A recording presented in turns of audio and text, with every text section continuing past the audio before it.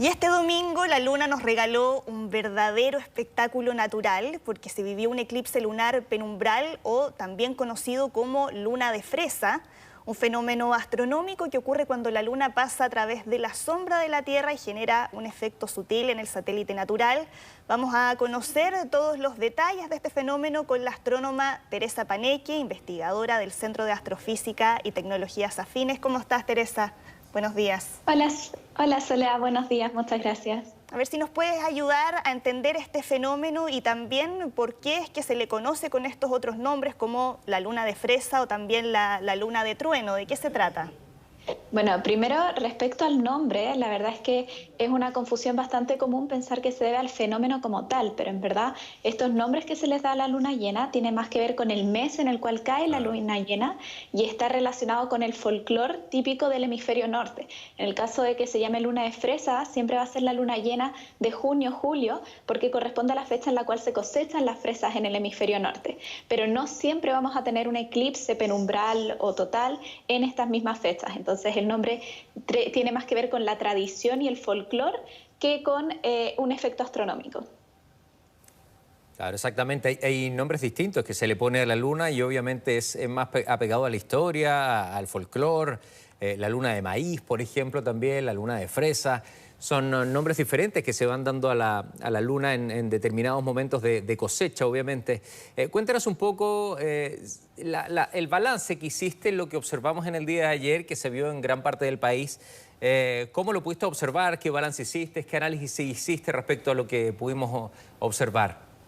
Exactamente. Bueno, como ustedes decían, lo que tuvimos fue un eclipse penumbral, que es lo que ocurre cuando la luna pasa por la sombra de la Tierra. Esto siempre va a suceder cuando hay luna llena, porque en las lunas llenas es cuando la luna está opuesta al Sol con respecto a la Tierra. Entonces vamos a tener una alineación donde vamos a tener el Sol, luego la Tierra y después la Luna. Ahora, la Tierra va a proyectar una sombra en alguna zona del espacio donde tape la luz del Sol, pero esta sombra tiene distintas estructuras.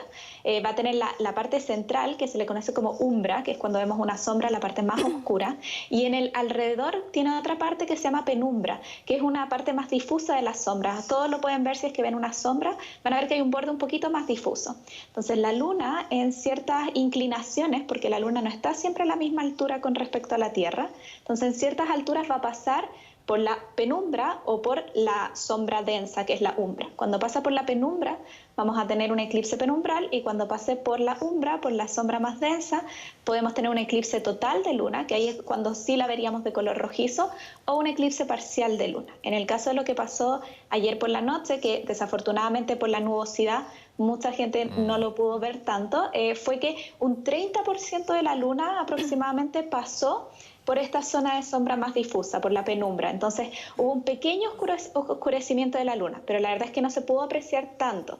Si lo quieren apreciar en noviembre, a finales de noviembre vamos a tener otro eclipse penumbral, pero esta vez se va a cubrir un 80% de la luna, así que va a ser mucho más apreciable y si todo sale bien también vamos a tener mejores condiciones meteorológicas para poder apreciar de mejor manera este oscurecimiento de la luna.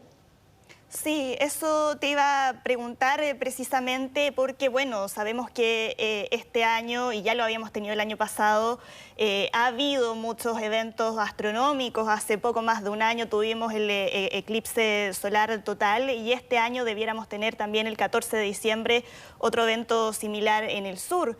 ¿Cómo se están preparando ahí desde la astronomía, desde la ciencia, tomando en cuenta además que estamos en un escenario incierto donde producto de la pandemia no sabemos si ese evento va a tener la misma cantidad de visitantes que tuvimos aquí durante el año pasado?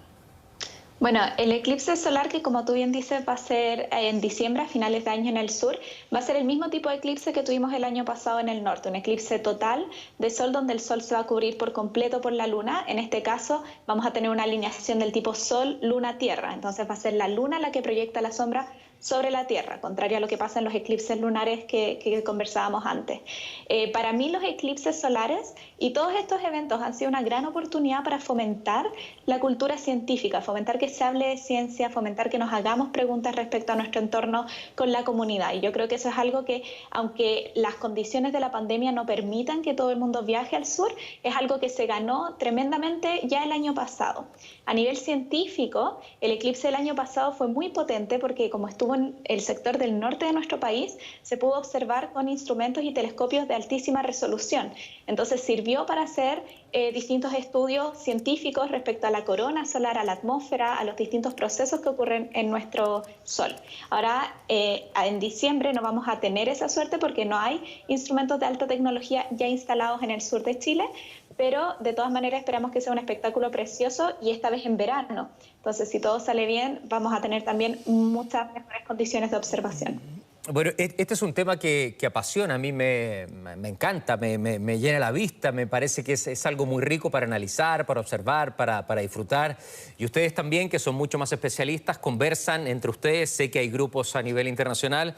Y mirando los mapas, mirando también reacciones a nivel mundial, me encuentro con que esto se pudo observar en distintos lugares de América también, al suroeste de Europa y de África. ¿Tuviste antecedentes de cómo se pudo observar esta luna fresa en diferentes lugares también?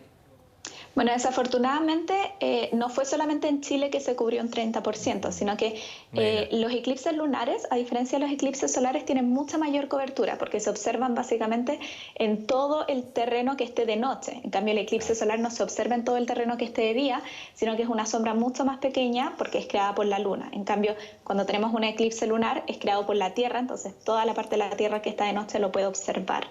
Pero en toda la Tierra que estuvo de noche durante el eclipse penumbral solamente se cubrió un 30%.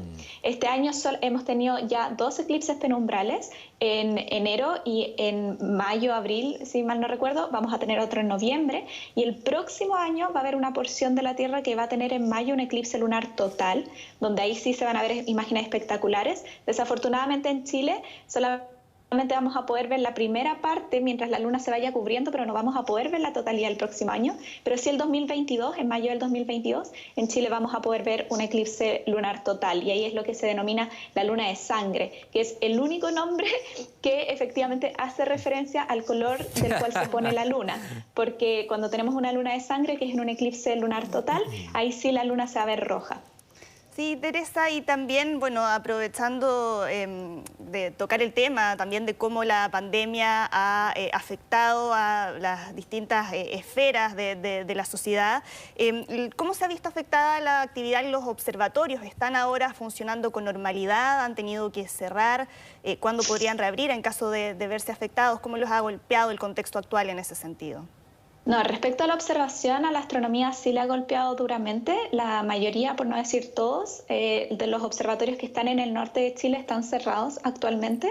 Sé que hay observatorios en Estados Unidos que están abiertos, probablemente los de Europa ahora están reiniciando operaciones, pero lo que es ALMA, lo que son los observatorios de la ESO en el norte de Chile están cerrados. Y esto ha producido una detención en la toma de observaciones para actividad científica. Por ejemplo, ALMA en particular canceló las propuestas de observaciones para tomar observaciones durante el próximo año. Eso en general es algo que se manda en abril, las propuestas, y se empiezan a tomar en septiembre, a final de año, y eso fue cancelado. Entonces, en el fondo hemos perdido un año completo de toma de observaciones con ese instrumento en particular. Déjame hacerte una pregunta respecto a eso, lo que le plantea Soledad y lo que tú vas describiendo, que es fundamental. También el mundo empieza un periodo de desconfinamiento, empiezan a liberarse en algunas zonas de Europa, lo vimos en España en el día de ayer, que también después del desconfinamiento, como sucede en Cataluña, se dan cuenta que aparecen más casos y tienen que volver a cerrar, en Estados Unidos, en las playas, etcétera. Acá en la astronomía, ¿cómo se va a hacer eso? ¿Un proceso de más de liberación? ¿Se van a abrir algunos centros? ¿Cómo va a ser un poco esta evolución para entrar en este periodo más de normalidad en su trabajo? Bueno, tenemos la ventaja de que la astronomía es una ciencia que se puede hacer por completo desde la casa. En general, nosotros solamente necesitamos nuestros computadores y tener los datos en línea, todo se trabaja en línea. Entonces, en ese sentido, no tenemos los mismos problemas, por ejemplo, de otras ciencias que trabajan en laboratorio o con experimentos en terreno, porque nosotros podemos trabajar desde nuestros ordenadores. Lo que sí pasa es que, como los centros, específicamente los observatorios que toman observaciones, requieren que haya personal ahí en sitio y que se estén moviendo y que hayan astrónomos viajando para tomar estas observaciones en algunos casos, eso sí se ha detenido, pero hay una gran base de datos de muchas observaciones que se han tomado, que es con lo que la gente está trabajando actualmente, solamente que no se van a poder hacer proyectos nuevos, con observaciones nuevas, pero sí hay datos, por supuesto, archivados de antes que se pueden utilizar, y también hay una gran parte de la astronomía que se hace como un trabajo teórico. Entonces, las personas que desarrollan modelos, que desarrollan simulaciones, pueden seguir trabajando sin ningún problema. Hay muchas conferencias que se han pasado al formato en línea a través de videollamadas, así que ha sido todo un cambio de estructura. Por ejemplo, también aprovechando el eclipse total que íbamos a tener a fin de año, había muchas conferencias programadas en Chile para que la comunidad científica viniese con este enganche del eclipse, y todas esas actualmente se están pasando al formato en línea. Yo creo que vamos a estar por el resto del año teniendo conferencias, teniendo las discusiones científicas relevantes a través de Zoom, a través de cualquier plataforma que permita comunicarse mediante teletrabajo. Teresa, para quienes se vienen reintegrando a nuestra sintonía, quienes no pudieron observar esta luna de fresa producto de las condiciones climatológicas, tú nos decías que en noviembre podríamos volver a verla. ¿Cada cuánto tiempo se da este tipo de fenómenos? ¿Con qué periodicidad? Bueno, eclipses lunares siempre tenemos varios en el año. Este año en particular tuvimos 4. En general vamos a tener al menos 2 eclipses lunares en el año, pero pueden ser de distintos tipos. Nosotros hablamos, en este caso, tenemos el eclipse penumbral, que es probablemente el que menos se nota, porque es cuando la luna pasa por esta zona de sombra mucho más difusa que crea la Tierra. En cambio, un eclipse parcial sí vamos a notar que se oscurece fuertemente una parte de la luna, porque pasa por una zona de mayor oscuridad, por la umbra, esta sombra más densa que crea la Tierra, y los eclipses totales, que son preciosos, que no tienen ningún peligro a la vista, al contrario de los eclipses solares. Para ver un eclipse lunar uno lo puede ver directamente. En noviembre vamos a tener otro eclipse penumbral, así que también va a ser un oscurecimiento leve, pero se va a oscurecer un 80% de la superficie y va a ser en condiciones de probablemente menos nubosidad, entonces se va a poder observar. Esperemos que también ya no estemos en cuarentena y que la gente pueda quizás salir a un lugar menos iluminado para poder apreciar más esta disminución.